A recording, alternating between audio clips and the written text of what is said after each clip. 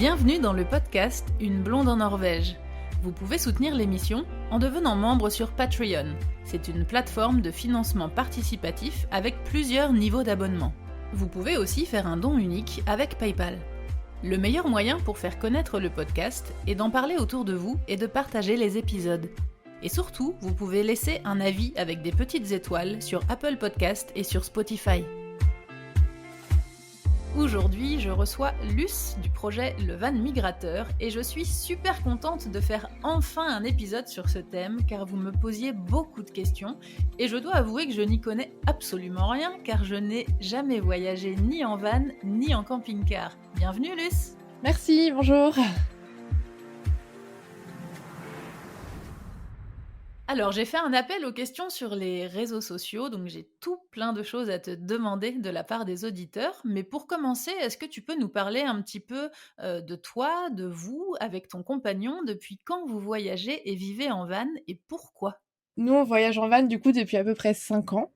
On a quasiment commencé à voyager ensemble depuis qu'on s'est rencontrés, en fait, à l'instant même où on s'est rencontrés. On voyage depuis le départ avec Lascar, notre chien. Et du coup, on a changé de van entre-temps. On était avec un petit van au début, on est passé avec un van plus grand. Et pourquoi on a commencé à voyager en van? Tout simplement parce que déjà, ça vient de moi. J'ai voyagé en Australie avec une copine en 2014 et depuis cette année, en fait, j'ai toujours rêvé d'avoir un fourgon. J'ai tout de suite aimé le fait de devoir de juste avoir à tourner la clé, en fait, pour pouvoir transporter sa maison et voyager en même temps. Enfin, c'était un concept que je connaissais pas et qui m'a tout de suite plu. Et quand j'ai rencontré PF, j'avais déjà mon van que j'avais réussi à acheter avec mes économies. Et du coup, je l'ai emmené avec moi et il a tout de suite adhéré, tout de suite adoré même. Et très vite, on en est venu à en faire un mode de vie, en fait. Oui, c'est ça, parce que pour vous, c'est pas simplement un moyen de transport pour partir en vacances, vous vivez en van. Voilà, c'est ça, c'est les deux, en fait. Je mettrai le lien de votre site, de votre blog, et vous avez un podcast aussi dans lequel vous donnez plein de conseils. Donc, si les auditeurs sont intéressés, je mettrai tous les liens sous l'épisode. Vous avez aussi voyagé sans van avant, je suppose, ou est-ce que toi, tu as toujours voyagé que comme ça? Bah alors moi, c'est assez bizarre, mais j'ai jamais été une grande voyageuse. J'ai toujours été très pantouflarde, on va dire, depuis C'est que vrai? ouais, j'adore faire la fête, etc., sortir avec mes potes, mais j'ai jamais aimé voyager. Et c'est vraiment le premier voyage que j'ai fait. Quand je dis voyage, c'est vraiment voilà, sortir de la France. Je l'ai en vacances 2 semaines par an avec mes parents avant, mais donc à 18 ans, vraiment, je suis partie en Australie et bah, c'était mon premier voyage, c'était en van. Et après, Ouais. je crois que j'ai quasiment jamais voyagé Ça a été le autrement. déclic, quoi. Ouais, ouais. Et après, ouais, j'ai kiffé les voyages à partir de ça. Je me suis dit, ah, je peux être pantouflarde et en même temps voyager, c'est trop cool. Et C'est voyageuse, ça. c'est vrai que c'est pas mal hein, comme combinaison. On pourrait penser que c'est incompatible, mais en fait, non. Ouais, ouais, carrément. Et t'as commencé à vivre du coup en van après ce voyage directement? Ouais, en fait, après ce voyage, on a fait quelques mois d'appart et après, on est directement parti en saison et c'était beaucoup plus simple d'être dans le van et après, on a pris le pli. Par rapport à votre mode de vie en van qui n'est quand même pas commun, quel est votre travail? Qu'est-ce que vous faites dans la vie? Alors, nous, on était au départ saisonniers, enfin, PF était saisonnier. Moi, j'étais plutôt dans la recherche voilà, je voulais vraiment dès le départ essayer de faire quelque chose sur le web. Et en fait, petit à petit, il nous est venu, c'est un peu voilà venu comme ça du fait qu'on se soit expertisé un peu dans l'aménagement de fourgon. En ont découlé des supports numériques comme des e-books, des vidéos, etc. Et aussi un peu de coaching, bah, toujours à distance sur l'aménagement. Et aujourd'hui, on a vraiment, voilà, c'est vraiment notre boulot à plein temps. Ça a mis du temps, mais aujourd'hui, c'est boulot passion et on aide plein de monde à réaliser leurs rêves via différents supports, différents accompagnements. Donc vous êtes digital nomade spécialisé dans l'aménagement de van. C'est ça. C'est ça, c'est bien résumé? Bien résumé, oui. Super. On nous a déjà, on nous a suggéré un nom de métier van planner, voilà. Je Ah, sais c'est pas pas si, mal, c'est pas ouais, c'est mal. pas mal. Ouais, ça sonne bien, hein. Ouais. Ouais, on a toujours eu du mal à se définir, voilà. Ça sonne plutôt pas mal. Van planner. J'aime bien l'idée. J'aime bien aussi, ouais. Aujourd'hui, on va parler un petit peu plus du côté voyage, de votre Ouais. voyage en Norvège et de comment passer des bonnes vacances en van ou en camping-car en Norvège. Et dans l'épisode prochain, on parlera plus particulièrement justement de l'aménagement d'un van, de son propre fourgon. Donc si ça vous intéresse, ce sera dans l'épisode suivant. Combien de fois vous êtes venu en Norvège? C'était quand et à quelle saison? Alors, on n'y allait qu'une seule fois. On y est resté 5 semaines et c'était en été, en plein été. Ok, c'était quand? Alors, c'était quand? C'était en 2018, si je dis pas de bêtises. Ok, donc avant la pandémie, vous étiez Ouais, ah libre. oui, bien avant. Ouais, ouais, carrément. Quel parcours vous avez fait pour venir en Norvège? Quelle route vous avez prise pour venir sur place? Alors nous, on est parti de Paris et on est allé jusqu'au Danemark pour prendre un ferry et ensuite, directement, on arrive en Norvège. Vous êtes allé où? C'était quoi votre circuit? Est-ce que c'était un parcours qui était prévu ou est-ce que c'était freestyle? Alors, pour la petite histoire, en fait, on devait partir à la base en Italie. On avait prévu de faire l'Italie. Et en fait, j'ai un pote là-bas qui m'a dit, enfin, qui m'a envoyé une photo même du thermomètre d'un bâtiment. Il faisait 52 degrés. Oh, Et j'ai dit, ok. c'est mort. Ah ouais. Lascar, il va juste mourir Ouais, là-bas. j'aurais fait C'est même pareil, pas je la pense. peine. Ouais. Et en fait, on a dit, bon, on va où? Ok, Norvège. Et en fait, la veille, genre, je pense qu'on a commencé à 20h. PF, il a fait tout l'itinéraire à 20h et on est parti le lendemain à 9h. Ok, Voilà, donc c'était mi à l'arrache, mi préparé. d'accord, c'était préparé, Mmh. mais au dernier moment. C'est ça. Ok, et c'était quoi le circuit prévu du coup? Alors du coup, enfin, pour faire très simple, on a fait du sud au nord. Ok, On a tout jusqu'au Cap traversé, Nord? voilà, même, enfin jusqu'au Lofoten plutôt, un peu avant. Et on a complètement évité les ferries. On en a pris qu'un, donc c'était un peu le but. C'est un peu un gruyère, la Norvège, donc on a galéré à faire cet itinéraire, mais Ouais, c'est pas évident d'éviter les ferries en étant dans la région des non, fjords et pour aller jusqu'au nord du pays, c'est un challenge. c'était compliqué. Ouais, Mais on en a pris aucun. Si, on en a pris un seul au retour. Voilà, ok. parce qu'au Et retour, c'était on était c'était pour, fatigués. des raisons financières, pour le petit challenge, c'était... Financière à 100%. Ouais. Ouais. Ouais, c'est vrai que c'est un budget hein, quand même, les ferries. On n'a pas calculé si jamais en essence on avait dépensé autant, voire plus que les ferries. C'est vrai que c'est un calcul à faire, justement, j'en parle un petit peu dans l'épisode sur avoir une voiture en Norvège. Et puis sur les épisodes dans lesquels je donne des conseils pour préparer son voyage en Norvège par rapport aux déplacements, etc. Et où je dis qu'effectivement, c'est un budget, mais c'est vrai que, comme tu viens de le dire, c'est tellement un gruyère et autour de la région des fjords, tu fais très vite, si tu veux éviter le bras de fjord, bah, tu fais 4 ou 5 heures de bagnole en plus. Ouais, Donc, c'est clair. vu le prix de l'essence et vu que c'est des petites routes et que du coup, ça met beaucoup de temps, effectivement, je sais pas si c'est un... Faudrait faire le calcul précisément. Ouais, carrément. Mais en tout cas, c'est possible. Oui, bah oui, c'est possible. Franchement, ça a été long. Je crois que si mes souvenirs sont bons, on a dû faire entre 7 et 9 000 kilomètres depuis Paris aller-retour, Ouais. en tout.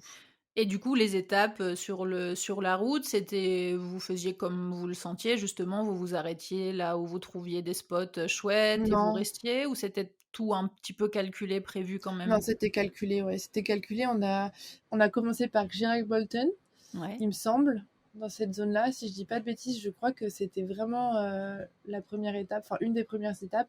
On a fait la Trolltunga et en fait après, on est remonté vraiment la région des fjords au milieu de la Norvège, on va dire. On a vraiment tracé. On s'est pas trop arrêté parce qu'on avait vraiment très envie d'aller au Lofoten. D'accord. C'était plutôt objectif nord, quoi, quand même. Ouais, ouais, ouais. C'est là qu'on a pris beaucoup, beaucoup de temps. C'était la première fois que vous veniez en Norvège, vous étiez jamais venu avant, même sans van. Ouais, c'était la toute première fois, ouais. Quel est pour toi le gros intérêt de ce type de voyage, de voyager en van? Le plus gros intérêt, j'ai envie de dire que c'est qu'il y a un certain confort qu'on n'a pas quand on voyage autrement. Et surtout, on peut avoir pas mal. Alors, c'est bête, mais c'est à la fois minimaliste comme mode de vie et de voyage, mais à la fois, on peut avoir beaucoup plus d'affaires qu'en sac à dos. Du coup, c'est vrai que c'est beaucoup de préoccupations en moi, je trouve, d'avoir un peu tout sur soi, comme un escargot, Ouais, c'est avec vrai. sa petite maison sur le dos. Et après, l'intérêt pour moi, voilà, c'est vraiment d'avoir sa... Le plus gros intérêt, c'est d'avoir sa maison avec soi et de pouvoir changer et bouger quand tu Ouais, veux. c'est ça, c'est que tu as tout sur place. Voilà. Et vraiment, enfin, encore aujourd'hui, je me le dis, j'ai du mal à m'imaginer aller vivre en maison. Parce qu'aujourd'hui, le jour où on veut partir, en fait, on tourne la clé et on s'en va. Il n'y a pas le stress des bagages, il n'y a pas... Ouais, c'est ça, vous bougez les vannes, vous allez où vous voulez, quoi. Voilà, et puis il n'y a pas le stress des bagages, il n'y a pas le stress de est-ce qu'on a oublié un truc, est-ce qu'il va falloir qu'on rachète des trucs sur place, enfin, tout ça, là, c'est vraiment assez... Enfin, en tout cas, nous, ça nous convient parfaitement, quoi. Donc toi, un trip genre valise ou sac à dos hôtel, ça te fait pas envie du tout, quoi. Si, si, mais disons que je pense que si je le fais une fois dans l'année, c'est bien, quoi. C'est bien, mais pas plus. Et 2 semaines, voilà. C'est ça. Après, je l'ai jamais fait, donc si ça se trouve, ça va être comme le van, je vais tout lâcher, je vais partir Ouais. en sac à dos. C'est Mais... vrai que l'intérêt du van, c'est que tu peux faire des vacances plus longues peut-être, et puis effectivement, par rapport à la Norvège, quand on voit géographiquement le pays qui est tout allongé, c'est vrai qu'on se dit, bah, si on est en mode en voiture ou en mode sac à dos et qu'on loue des logements ou des hôtels pour traverser le pays du sud au nord, bah, ça fait quand même une grosse logistique, ça fait beaucoup de logements Ouais, par rapport au transport et tout. C'est vrai que pour ce genre de voyage, être en van ou en camping-car, c'est top. ouais, carrément. Est-ce que c'était facile de découvrir la Norvège en van? Est-ce qu'on trouve facilement des endroits pour se poser, par exemple? Je vais parler de quand on y a été parce que je ne sais pas comment c'est aujourd'hui, presque 4 ans plus tard. Ouais. Franchement, on a posé les roues là-bas, on s'est juste émerveillé dès la première seconde et il n'y a eu aucune prise de tête. Pendant tout le voyage, enfin, on pouvait se poser où on voulait, c'est vraiment un espace immense, donc ça manque jamais de place. Et non, c'était vraiment incroyable à ce niveau-là, on se sentait vraiment libre. Après, c'est la loi aussi qui fait que ça va plutôt dans ce sens-là, Ouais. là-bas. Mais est-ce que ça a évolué ou pas avec le nombre de personnes qui y va aujourd'hui, je sais pas. Mais en tout cas, à l'époque, c'était... Peut-être qu'il y a plus de touristes maintenant, mais si c'était il y a 4 ans, c'est pas non plus le jour et la nuit. Ouais, je Je sais pas. pense que ce que tu raconteras sera tout autant valable pour l'été prochain et puis un petit peu après, même s'il y a des choses qui ont changé. Mais Oui, c'est possible, ouais. je reviens juste sur ce que tu viens de dire par rapport à... C'est la loi qui fait ça. Je rappelle donc aux auditeurs qu'en Norvège, le camping sauvage est autorisé et qu'on peut poser sa tente ou son camping-car ou son van n'importe où. Il y a quelques règles quand même à respecter, mais qui sont quand même assez légères. C'est qu'il faut être à plus de 150 mètres d'une habitation. On peut éventuellement quelquefois se poser sur des terrains privés s'il y a des maisons autour, il faut aller demander l'autorisation évidemment, sous réserve qu'on puisse se mettre à plus de 150 mètres de leur maison. Évidemment, ne pas laisser de déchets derrière soi. Et on n'a pas le droit de se poser ni de camper dans les parcs nationaux. Donc voilà, c'est les seules petites règles à respecter, mais ce qui fait que tout le reste du pays est libre d'accès. Donc c'est plutôt cool. Ouais, carrément. Et vous utilisiez une application pour trouver des spots pour vous poser ou c'était au feeling? Bah non, franchement, on utilisait beaucoup Park Fortnite. Et sinon, c'est vrai que des fois, ça nous arrivait de voir un petit endroit et on se disait, oh, c'est pas mal là, et puis on se posait. Mais je dirais que 80% du temps, c'était Park Fortnite. Vous vous sentiez en sécurité? Ah oui, Vous complètement. avez jamais eu de frayeur ou de moments où vous disiez ah ça craint, c'est bizarre, Pas c'est... du tout, pas une seule fois. J'ai un souvenir de la Norvège en fait comme une espèce de d'espace immense ou presque désert en fait. Ouais, Franchement, le plus de personnes qu'on ait vues sur notre route, c'était au Lofoten. ouais. Et il y avait 4-5 vannes, pas plus, dans tous les Lofoten, pas juste à un spot. Et c'est vrai que c'est un peu comme l'Australie. J'ai le souvenir de quelque chose où on est assez libre et où c'est gigantesque et où on croise peu de monde. Ouais, tu disais c'était l'été, c'était à quelle période exactement? En juillet, juillet-août, ouais. Tu te souviens à peu près des températures Ça dépendait à quel endroit on était. Souvent la nuit, dans le sud surtout, on était autour de 4 degrés. Je me souviens qu'on n'avait pas de chauffage et qu'on morflait un peu des fois le matin pour se réveiller. Ouais, tu m'étonnes. Et dans les Lofoten, bizarrement, c'était beaucoup plus doux. Ouais. Je me souviens de ça. Je sais que la journée aussi, c'était quand même vachement doux comme température, mais la nuit, c'était compliqué. Ouais, mais ouais. Ça, c'est vrai que on va en reparler un petit peu après, hein. J'ai reçu beaucoup de questions, par rapport à la gestion du froid, en van et Ouais, cetera. Mais c'est vrai que c'est un point qui est valable, pas seulement pour, les voyages en van, hein, d'ailleurs pour tous les gens qui viennent en Norvège printemps-été. J'ai fait des épisodes là spéciaux sur l'hiver en Norvège et j'en préparerai d'autres sur l'été, enfin printemps-été du coup en Norvège. Mais c'est vrai que la gestion des températures, des vêtements, du climat et tout, c'est pas évident parce que effectivement dans le centre du pays, il fait plus froid que sur la côte ouest et au nord parce que le pays est longé par le Gulf Stream.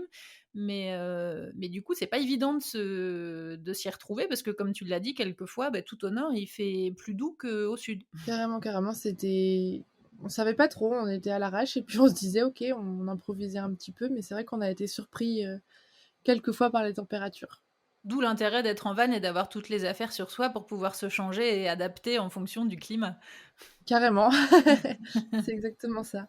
Je reviens un petit peu avant de parler du côté technique, des températures, etc., par rapport à la découverte, au pays, au paysage, les fjords, c'est comment?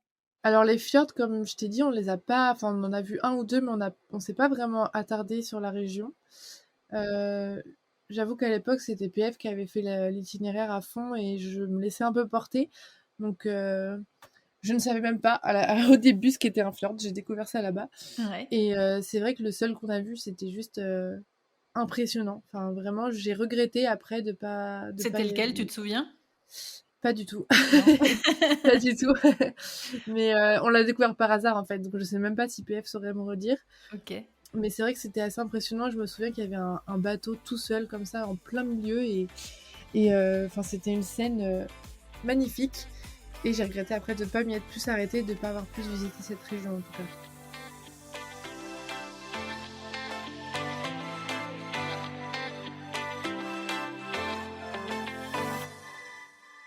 Sur ce parcours, c'était quoi vos endroits préférés? Qu'est-ce que tu as trouvé le plus beau?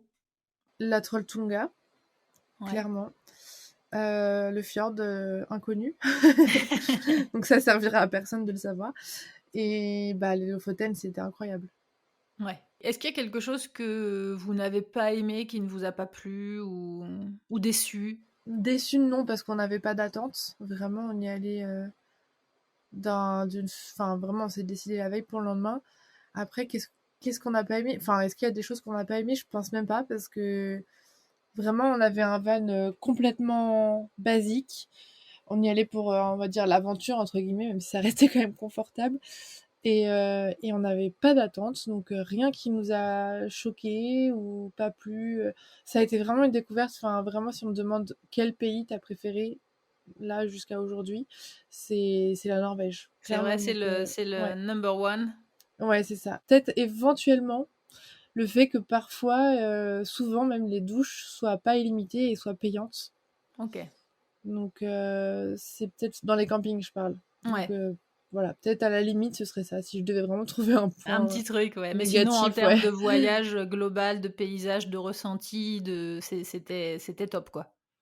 Ouais, franchement, c'était top. Est-ce que vous avez été surpris par des choses, que ce soit en positif ou en négatif, mais genre des choses auxquelles vous vous attendiez vraiment pas ou... Surpris en positif ou négatif, je ne sais pas si on peut le classer dans une de ces catégories, mais c'est vrai qu'on a été très... En fait, il y a je sais plus si c'était des touristes ou des locaux qui nous avaient alertés un jour. On était partis en balade à la Trolltunga avec Lascar.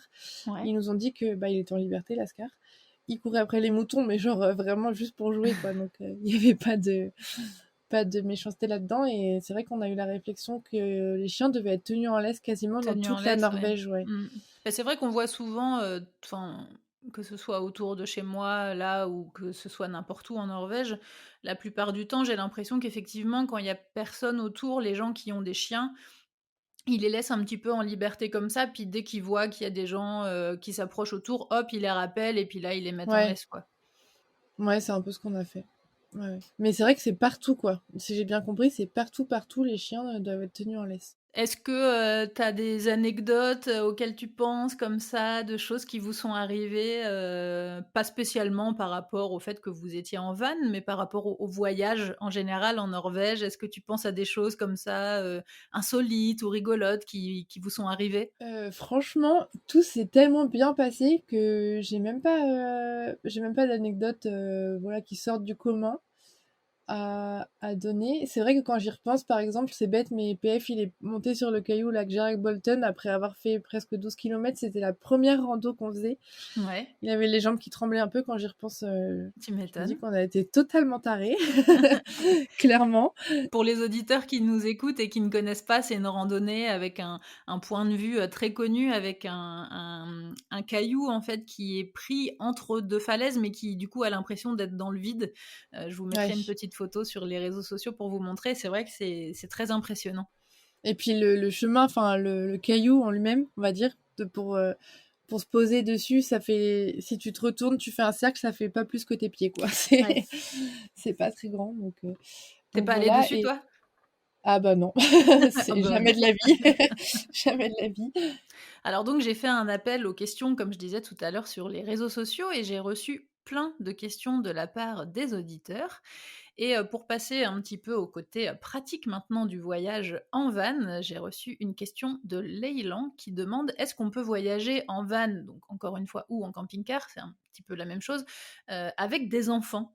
Est-ce que alors vous, vous en avez pas, mais est-ce que tu as entendu autour de toi? Est-ce que ça marche? Est-ce que c'est pratique? Est-ce que c'est un enfer? Est-ce que comment ça se passe?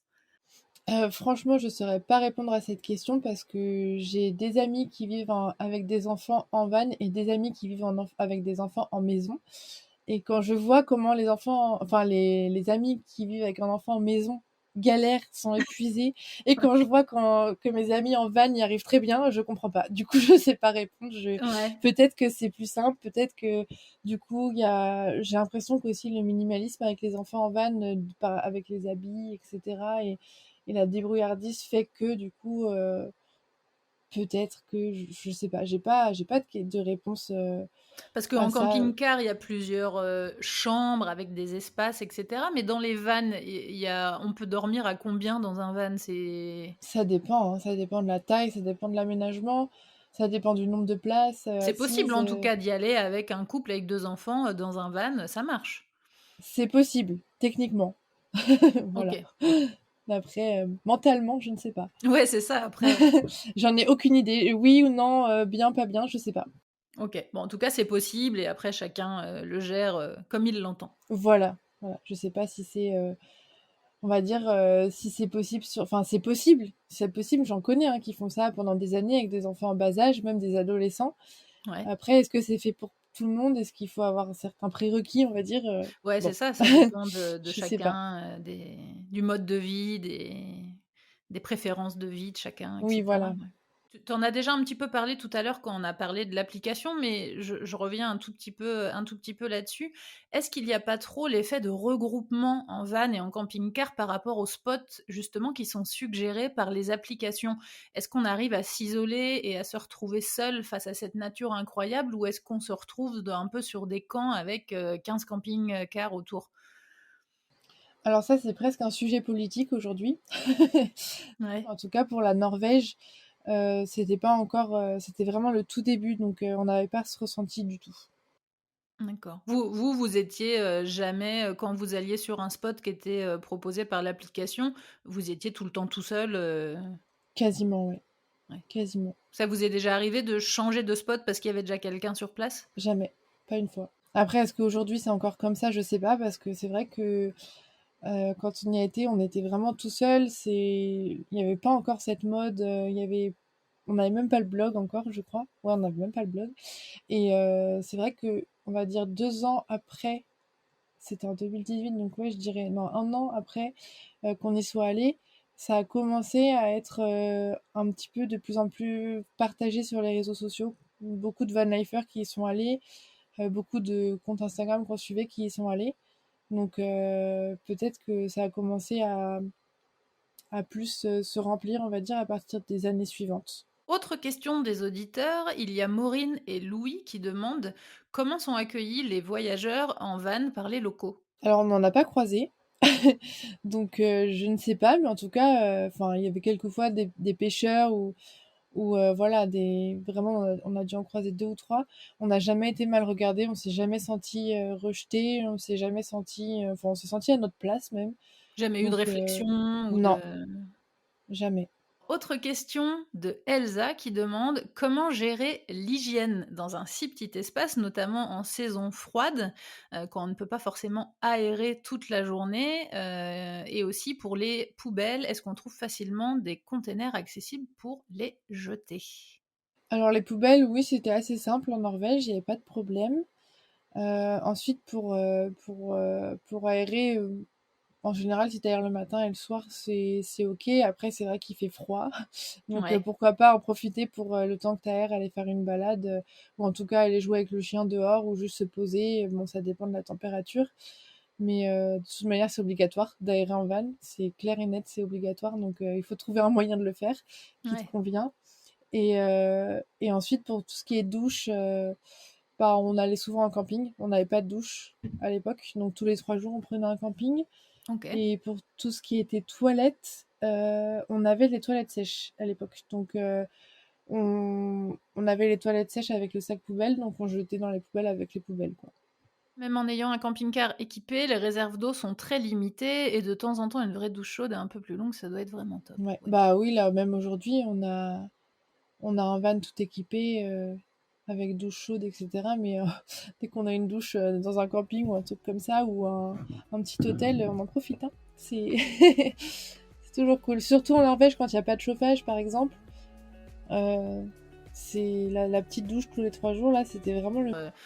Auditeurs qui suivent sont assez regroupés justement sur le côté froid. Alors vous ne l'avez pas expérimenté directement en Norvège puisque vous y étiez en été, mais vous avez certainement fait d'autres voyages ailleurs en hiver. Et donc Dylan demande comment gérer et contrer le froid. Alors, on l'a quand même testé en Norvège parce qu'on a eu des 4 degrés sur pas mal de nuits et de matinées, Même au mois de juillet. même au mois de juillet. Et c'est vrai que c'était... voilà, la technique de base, c'est de dormir le moins habillé possible. C'est ce qu'on avait trouvé en fait à la fin. Et enfin à la fin, au fur et à mesure de tester, parce qu'au début, moi, je mettais toutes les couches sur moi, et puis le matin, c'était impossible de me réchauffer. Je tremblais toute la journée. Et j'arrivais pas, en fait, je passais ma vie à avoir froid, donc j'avais mal au dos, j'avais mal partout parce que j'étais tout le temps en train de trembler. Ça, je m'en souviens très bien. Et, euh, et c'est vrai qu'en fait, après, on a remarqué que de dormir le moins habillé possible et de se réveiller, en fait, de sortir du lit pas trop habillé et de ensuite mettre des vêtements type laine ou mérinos, ça a réchauffé beaucoup plus vite. Vraiment. Le corps, il s'était acclimaté pendant la nuit et c'était beaucoup plus agréable, et c'était un ressenti, en tout cas global, beaucoup plus confortable. Et du coup, tu m'as dit vous aviez pas de chauffage dans le van. Non, pas du tout. Elsa demande comment chauffer son van ou son camping-car l'hiver. Est-ce qu'il faut faire très chaud, chauffer beaucoup pour emmagasiner de l'énergie ou au contraire chauffer le moins possible pour diminuer l'écart de la température entre l'intérieur et l'extérieur? Alors c'est une très bonne question. Il y a plusieurs réponses enfin plusieurs réponses possibles, et surtout plusieurs choses qui rentrent en compte. C'est que de chauffer beaucoup, beaucoup dans un van, ou dans un camping-car, on va très vite avoir une chaleur très agréable, mais presque trop. Et du coup, alors là, quand on sort, c'est qui tout double, hein. Il y en a qui vont dire c'est bon, j'ai emmagasiné de la chaleur dans mon corps, c'est confortable, et d'autres qui vont passer d'un très chaud à très froid, et ça va être très désagréable. Moi, je pense qu'il faut avant tout, en fait, réussir à avoir une température stable, parce que d'une part, ça va être plus agréable pour une température stable, pas trop chaude, voilà. Parce que d'une part, ça va être plus agréable quand on va sortir dans le froid, et d'autre part, ça va être beaucoup mieux pour le van lui-même, parce que d'avoir une température trop chaude sur un temps plus ou moins long, ça va vraiment mettre en péril, on va dire, l'isolation, les équipements du van. Et ça, c'est vraiment une chose à prendre en compte. Il y a pas, on va dire que le ressenti, le confort de soi est très important, mais c'est aussi très important de prendre en compte le van. Et Par rapport au matériel dans le van, quoi. Ouais. ouais, c'est vraiment très très important. Donc chauffer fort sur une période plus ou moins longue, c'est déconseillé pour ça en premier.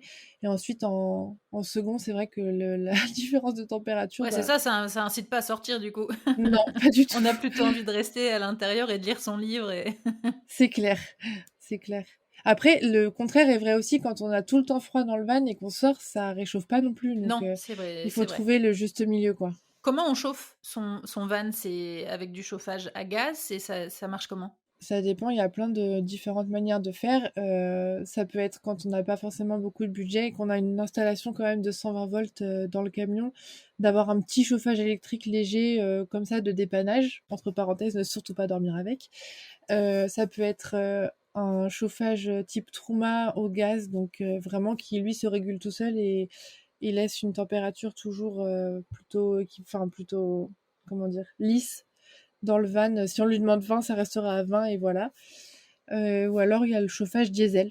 C'est le même principe que le chauffage gaz type Truma, sauf que c'est au diesel, tout simplement. D'accord, et c'est avec des bouteilles de gaz, normales, Ouais, c'est des bouteilles de gaz propane. Surtout en Norvège, je préférais le propane parce que ça gèle pas. Ouais. Enfin, ça gèle à une température beaucoup moins élevée que le butane. Et ça peut être 6 kilos, 12 kilos, ça dépend. Oui, c'est ça, parce que du coup, Elsa me demandait aussi dans la question combien dure une bouteille de gaz en fonction de la température demandée, mais je suppose que ça dépend de la taille de la bouteille de gaz, donc c'est un peu compliqué. Ça dépend de la taille, ça dépend de l'isolation, ça dépend de la température dehors, ça dépend de Ouais, plein de choses. ça peut varier du simple au triple. C'est ça. Mais nous, en moyenne, c'est 3 semaines en hiver. D'accord. Et maintenant, donc dans le van que vous aviez à l'époque, vous aviez pas de chauffage. Maintenant, dans les vannes que vous avez aujourd'hui, vous en avez. Ouais, ouais, ouais. Et vous utilisez quoi? Nous, on utilise le Truma au gaz. Autre question d'Elsa, qui est donc une auditrice qui, je crois, va bientôt venir en Norvège, mais pour un voyage assez long, qui, je crois, est aussi un objectif un peu d'éventuelle intégration. Donc, Elsa a plein de questions très intéressantes. Trop cool.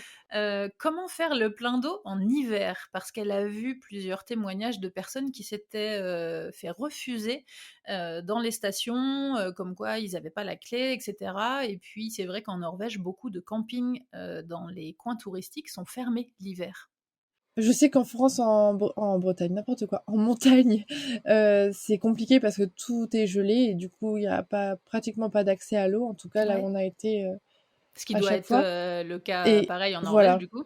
c'est ce que je me dis. Donc peut-être que c'est plus compliqué en hiver. En tout cas, nous, on n'a jamais eu de problème en été. Et sinon, pour vous, pour faire le plein d'eau, du coup, en été, c'était facile? Vous alliez où? Ça se passait comment? Bah, en fait, on en trouvait sur la route. Il y en avait vraiment. C'était quand même, dans mes souvenirs, assez régulier, hein. C'était dans Parce les qu'on avait que. stations-service? C'était... J'ai le souvenir quand même qu'il y avait des fois des choses un petit peu paumées, genre un espèce d'abri avec de l'eau comme ça au milieu de nulle part, ou alors les campings. De toute façon, il faut juste un tuyau, Oui, voilà. un robinet d'eau. Vous avez un tuyau pour faire la jonction. Il vous faut juste un robinet d'accès à l'eau, quoi. Bah oui, c'est ça. Et puis plusieurs raccords. Franchement, non, en Norvège, c'est hyper simple. Après, je pense que si on n'a pas, c'est vrai que si on n'a pas d'installation type chauffage, douche, ou même une bonne réserve d'eau, je pense qu'il faut quand même prévoir d'aller quelques fois au camping quand on va en Norvège, en van. Et ça, effectivement, c'est pour le côté printemps-été. Effectivement, l'hiver, il y a des campings qui sont ouverts, hein, mais il y en a quand même beaucoup qui sont fermés. Donc, si vous pensiez venir faire un tour en Norvège automne, hiver ou tout début du printemps, faites quand même attention, regardez bien les dates d'ouverture des campings parce qu'en fonction de là où vous allez, en Norvège au mois d'avril, c'est encore l'hiver et du coup, là je pense par exemple à la route des Trolls et cetera. C'est des routes qui n'ouvrent en général que début juin. Donc si vous venez avant ces périodes-là, vous pouvez être confronté à des endroits, touristiques qui sont fermés. Donc faut bien prévoir tout ça. Enfin, non, c'est vraiment, on a failli se faire avoir. Quand on part en Norvège en van, il faut impérativement s'inscrire sur le registre, je sais plus comment ça s'appelle. Faudra que je te donne le lien peut-être pour que tu le mettes En légende, en fait, il faut inscrire sa plaque d'immatriculation sur le registre des voitures qui roulent en Norvège pour, en fait, pouvoir payer le péage. C'est comme ça que ça passe. C'est des caméras, en fait, qui prennent la plaque Ouais, d'immatriculation c'est en ça, c'est photo. avec l'autopass, ouais. Ouais, bah voilà, c'est ça. Et nous, en fait, on l'avait pas fait parce qu'on n'était pas au courant. On a appris ça, je sais plus comment, mais en tout cas, je sais que c'était 2 semaines après le voyage et on l'a fait dans les temps. Mais sinon, je pense qu'on aurait pu accumuler les amendes pas cool, quoi. Vous avez eu des amendes ou des problèmes par rapport au stationnement, etc. Non, non, non.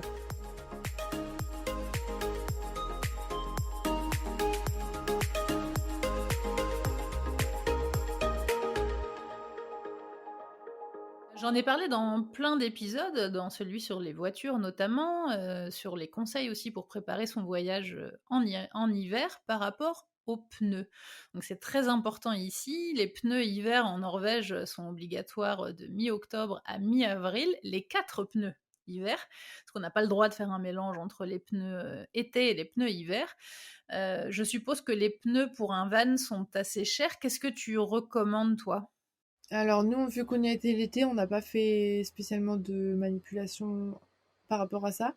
Par contre, c'est vrai que je pense que vu le prix qu'on paye nous pour notre van, de tout changer pour des pneus hiver pour aller en Norvège, ça doit être autour des 600, entre 600 et 900 euros. Ok. Ce qui est obligatoire de toute façon, si vous venez dans la période entre mi-octobre et mi-avril, les 4 pneus hiver sont obligatoires. J'avais reçu une question de Drasil, mais peut-être tu n'auras pas la réponse parce que si vous n'êtes pas venu en hiver, tu t'es peut-être pas renseigné là-dessus, qui demandait s'il y avait une astuce particulière pour faire monter des pneus cloutés une fois qu'on arrive sur place en Norvège, parce que lui, il va aller vers Tromsø en hiver.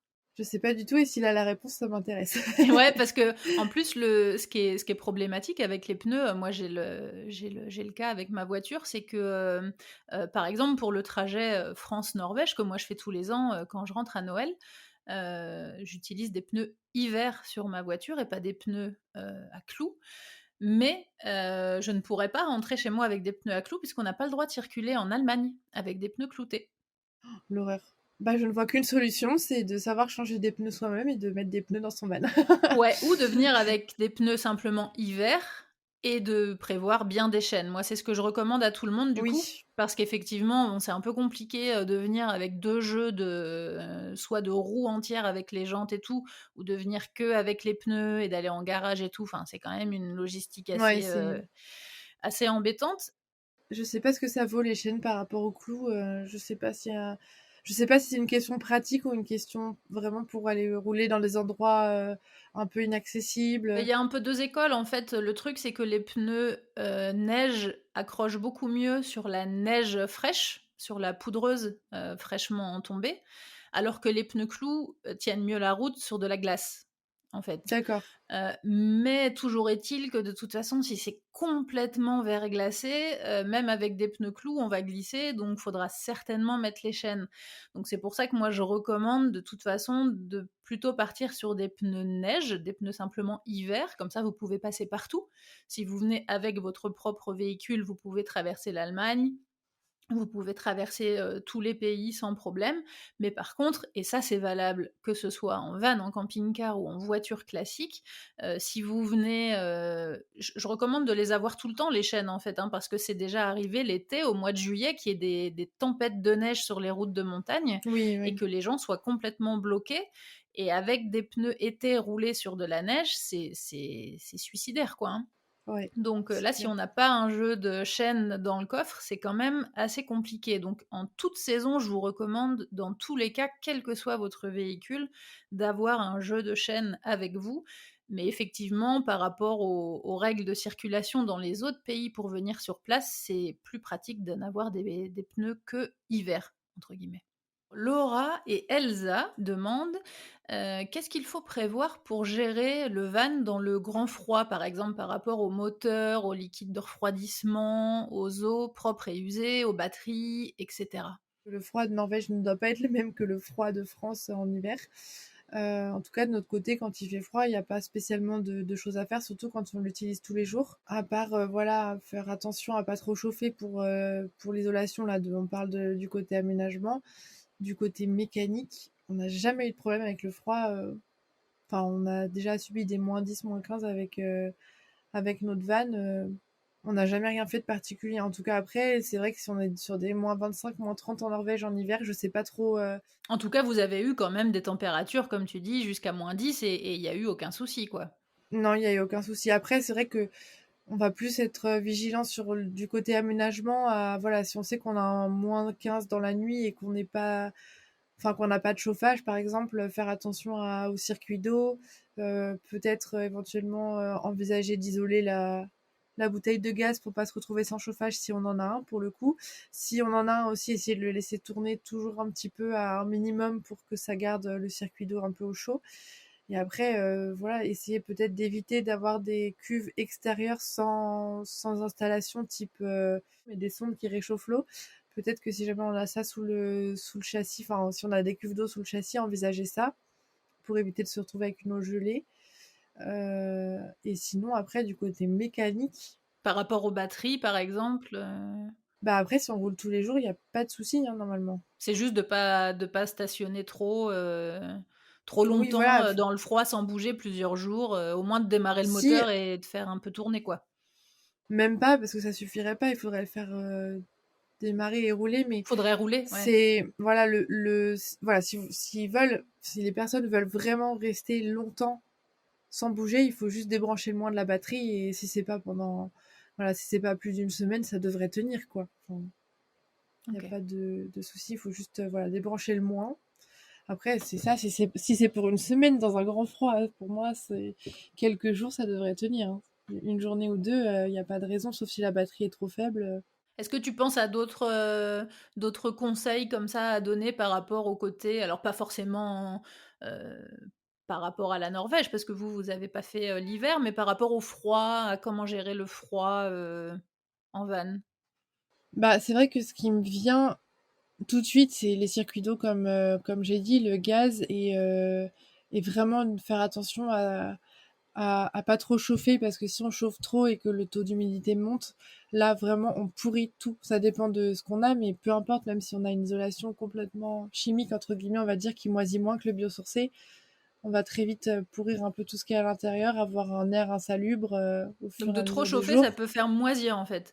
Bah, enfin, c'est que là, je simplifie, mais de trop chauffer peut faire monter le taux d'humidité dans le van de manière trop importante. Et du coup, potentiellement, qu'on arrive à quelque chose sur le long terme, à quelque chose de pas très cool au niveau des moisissures, culture de champignons et tout ça. Donc, par rapport au froid, c'est vrai que pour moi, il y a au-delà de tout l'aspect un peu les tuyaux d'eau, le gaz et l'aspect voilà immédiat, faire aussi super attention à la gestion de l'humidité. D'accord. Donc par exemple en Norvège, c'est vrai qu'on a vu beaucoup de monde montrer des photos avec le chauffage à fond et les fringues qui sèchent sur un fil dans le van, mais mon Dieu quoi, là c'est fini quoi, c'est le pire truc, C'est juste ce qu'il faut éviter, quoi. c'est le pire truc à faire. Ok. Faut faire sécher dehors, quoi, au froid. Ouais, ouais, ouais. Ou alors aller dans un camping avec un sèche-linge, mais Gérald demande, est-ce qu'on a le droit d'installer un poêle à bois dans son van ou fourgon? non, on n'a pas le droit par rapport au contrôle technique et à l'homologation. Un fourgon avec un poêle à bois ne passera pas le contrôle technique. Après, il y a des moyens de le contourner, de passer le contrôle technique et l'homologation. Enfin, l'homologation et le contrôle technique, ça dépend dans quel sens on le fait sans et après le mettre. Ouais. Mais là, après, c'est ensuite avec l'assurance qu'on va avoir des soucis. S'il y a un accident Ouais. ou quoi que ce soit, l'assurance peut non seulement ne pas prendre en charge, mais en plus se retourner contre la personne pour fausse déclaration. Donc là, c'est encore pire. En Norvège, la loi, c'est la loi, hein, faut respecter. Donc, si je pense qu'on se fait contrôler avec un truc pas aux normes, c'est compliqué, quoi. Par rapport à la circulation, les routes, elles étaient en bon état? C'était facile de circuler? Comment vous avez trouvé le chemin, le circuit? Rien à dire là-dessus, c'était top. C'était top à ce niveau-là. Est-ce que vous avez des précautions de circulation à prendre, à conseiller aux auditeurs qui vont bientôt partir en van en Norvège? Qu'est-ce qu'il faut faire et prendre une roue de secours, évidemment, ou pas? Un kit de crevaison, couverture de survie? Qu'est-ce qu'il faut prévoir pour être en sécurité sur la route dans son van?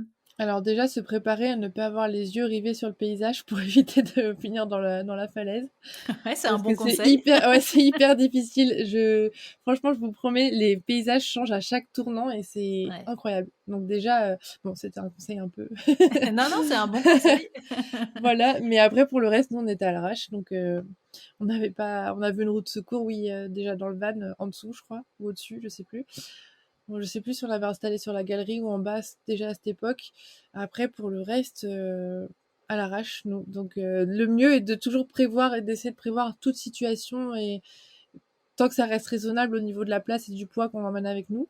Toujours pareil dans l'épisode sur les voitures et puis sur les conseils pour préparer son voyage en Norvège. Je raconte des anecdotes où nous, on s'est fait un peu piéger. Un hiver, on a la voiture qui a glissé en fait et qui s'est retrouvée bloquée en bas d'une côte. Et on était en pneus hiver et pas en pneus clous. On n'avait pas de chaîne. Et du coup, pour pouvoir remonter cette côte, on a appelé un copain qui est venu nous dépanner. Et en fait, on a coupé des branches de sapin et on a utilisé des petits graviers qu'on a mis sur la route, sur la glace, pour pouvoir remonter. Et ça marche très bien. Et du coup, j'avais raconté cette anecdote dans le podcast pour notamment parler de ce que je pense indispensable et utile d'emmener quand on se déplace, encore une fois, que ce soit en van, en camping-car ou en voiture classique, quand on se déplace en Norvège et à n'importe quelle saison. C'est donc évidemment de toujours vérifier qu'il y a une roue de secours pour ceux qui vont venir et qui vont louer des véhicules. Je vous conseille de vérifier parce que par défaut, souvent, il n'y en a pas. C'est à ajouter en plus dans la location. Oui. Donc c'est vraiment à prendre en plus parce que ça coûte tellement cher les frais de garage et les frais de dépanneuse que le petit plus à payer pour avoir la roue de secours sera très vite rentabilisé si jamais vous en avez besoin. Oui. Un kit de crevaison, donc un couteau ou une petite pince ou quelque chose pour pouvoir couper, parce que là, pour le coup, nous, quand on a dû couper nos branches de sapin, ben, on était bien contente d'avoir un petit couteau spécifique avec une housse de protection, etc. Une couverture de survie, parce que bah, on ne sait jamais s'il faut qu'on attende les secours ou la dépanneuse pendant plusieurs minutes ou plusieurs heures et qu'il fait -10, bah, du coup, ça peut servir. Et puis, bah, donc les chaînes, et puis évidemment tout ce qu'il faut pour déneiger, gratter les carreaux, et puis une petite pelle pour enlever la neige autour. Et ça peut servir l'été aussi, petite pelle si on est embourbé quelque part. Donc une petite pelle avec un manche télescopique, là, ça dépanne dans plein de situations. Et si tu devais donner 3 conseils aux auditeurs qui vont bientôt venir en Norvège en van, qu'est-ce que ce serait sur un petit peu le résumé de tout ce qu'on vient de dire? 3 conseils principaux. De pas trop se prendre la tête. Parce que ça reste un pays quand même enfin, je parle encore une fois pour l'été, ça reste un pays où il est relativement simple de s'intégrer en van, de circuler et tout ça. Donc nous, on a vraiment eu zéro prise de tête. Peut-être de prévoir beaucoup de nourriture dans le van, parce que nous, on avait prévu les 5 semaines en boîte de conserve, on a mangé que ça pendant Ah 5 carrément, semaines. vous aviez tout amené Ouais, d'un coup? Vous avez pas du tout fait de courses sur place? pas du tout, pas une Oh, seule. c'est vrai? On a fait une seule fois des courses. On a acheté 2 boulettes de viande et un paquet de gâteaux et du fromage. On en avait eu, je me souviens, on en avait pour 40 euros, je crois.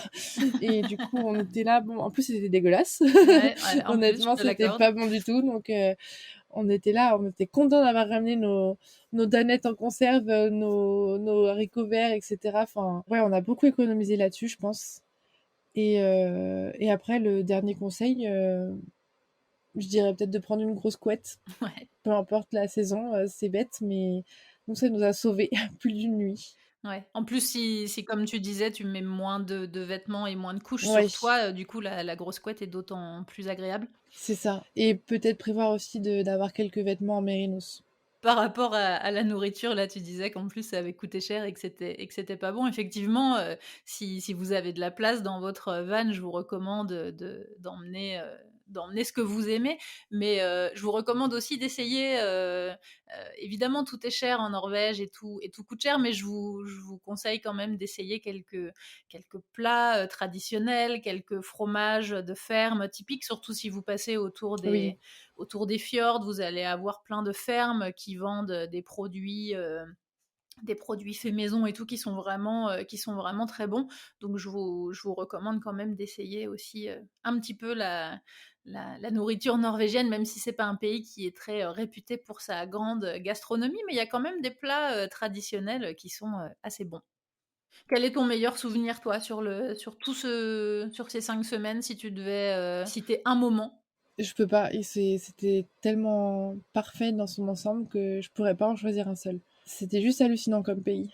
C'est un des plus beaux voyages que tu aies fait, Le plus beau. c'est vrai. Honnêtement, l'Australie, c'était magnifique aussi. Enfin, c'est un des autres, enfin, c'est le voyage avec lequel il est difficile de choisir, mais si vraiment je devais choisir entre les deux et dire lequel est le plus beau, voilà, sur lequel on s'est senti le plus libre, on va dire, c'est la Norvège. Parce que l'Australie, c'était pareil, hein, les mêmes sentiments, les mêmes ressentis, sauf que c'est vrai qu'on souvent on devait se cacher quand même pour se garer, donc avec un peu la peur des rangers. Donc Un peu ça, moins c'est de un truc liberté, quoi. Ouais. ouais, c'est un truc qu'on n'avait pas en Norvège du tout, et c'est vrai que c'était je me souviens d'un sentiment très zen et très, très détendu là-bas. Par rapport au paysage, s'il y a des auditeurs qui nous écoutent, qui ne sont jamais venus en Norvège et qui ont du mal à se faire une idée, même s'ils ont forcément vu des photos et des vidéos, mais si tu devais décrire pourquoi la Norvège c'était le plus beau, pourquoi c'était ouf, c'était comment, si tu devais un petit peu décrire un paysage par exemple?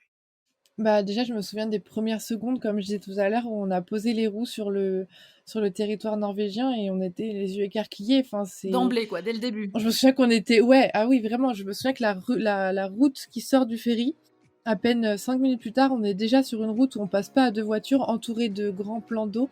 Donc, c'était juste fou. Enfin, on n'a pas l'habitude de voir ça en France, et tout de suite dès qu'on tournait, enfin j'exagère à peine vraiment, dès qu'on tournait une nouvelle montagne, un nouveau paysage vaste, ou alors entouré de grands monts, il y avait plein de paysages différents, et c'est vrai que il n'y a pas eu un seul moment où on s'est lassé en fait. La Norvège, elle nous a offert un truc de nouveau tous les jours, que ce soit au niveau des émotions, au niveau de vraiment le paysage en lui-même, ou au niveau du coucher de soleil qui était jamais pareil mais toujours magnifique. Enfin, c'était juste fou, quoi.